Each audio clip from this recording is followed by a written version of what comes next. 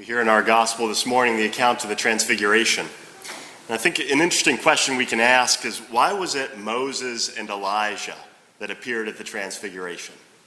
Why not somebody else? Why not King David? Or why not Abraham, our father in faith? Or Joshua, who led the people of Israel into the Promised Land?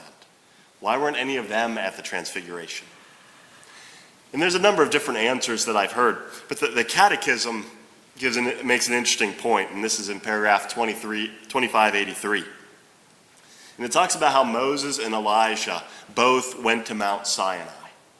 Moses in Exodus 33, Elijah in 1 Kings 19. They went to Mount Sinai, and for both of them, God revealed his presence to them.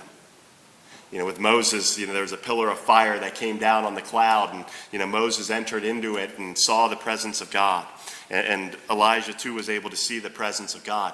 But neither one of them were allowed to see the face of God, because anyone who saw the face of God would die. And so both Moses and Elijah hid in a cleft in the rock from the presence of God. So they didn't see his face. But you can imagine, after seeing the presence of God, how much they longed to see his face. They beheld the majesty and glory of God, how much they would have desired to see his face. No one probably longed to see his face the way Moses and Elijah did. And at the Transfiguration, the face of God is revealed in glory in Jesus Christ. And Moses and Elijah were able to see his face. In the Eucharist, we receive the heart of Jesus Christ. But his face is veiled behind the appearance of bread and wine.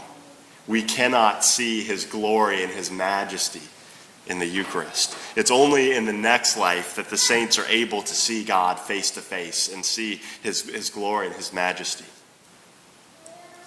If we were to ask ourselves, on a scale from 1 to 10, how great is our longing to see the face of Christ? If we were to give an honest answer, how much are we longing for that? The answer should be an 11. That should be what we long for more than anything else. But the reality is, a lot of people live without God, and they live without the church.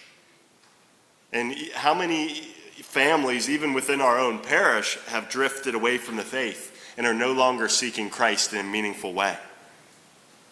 And maybe a question for us to ask here as we're here in church is, how many of us are perhaps distracted spiritually? And maybe something else has caught our attention and our focus, and we're seeking something else more than we're seeking the face of Christ. Something else has captivated our hearts. And so why should we seek the face of Christ? Why should that be something that we're longing for? Well, think about how much we enjoy seeing our family members or our friends. If we think about our best friend, how much do we desire to see them? Because we enjoy being around them. It brings us joy to be in their presence. But how much greater would it be to be in the presence of the one who created them? The one who created every single person that we love in this world, every friend that we have, every family member, to be in the presence of the one who created each and every one of them, and to be able to see his face.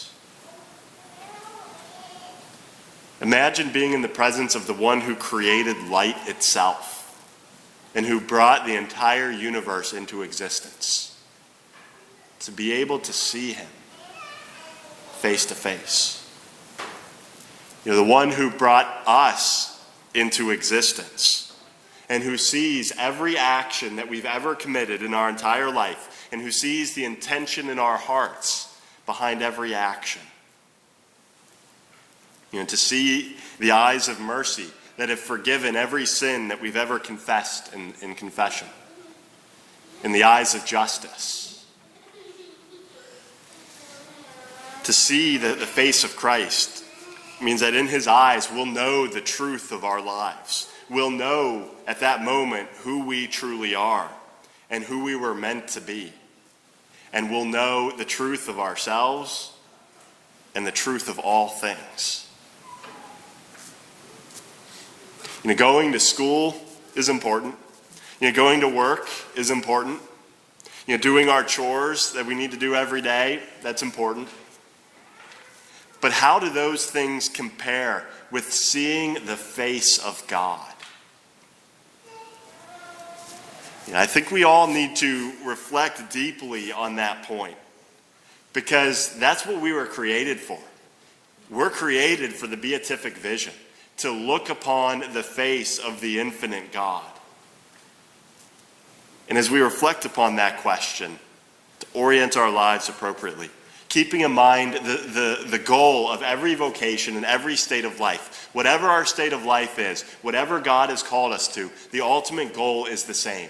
Every vocation is directed towards salvation, towards preparing us to see the face of God. And it can be dangerous if we lose focus of that, or if we lose patience and give up on the church. And, if we don't get the instant gratification that we seek, to seek other things instead, that's dangerous because it pulls us away from our true end. And so as we reflect upon the Transfiguration today and how Moses and Elijah, after waiting for so many centuries, were able to see the face of God, the question for us to ask ourselves is, how much do we desire to see the face of God? Our psalm today teaches us the disposition that we should have in seeking the face of God. It says, "Your presence, O Lord, I seek. Hide not your face from me. Wait for the Lord with courage. Be stout-hearted and wait for the Lord.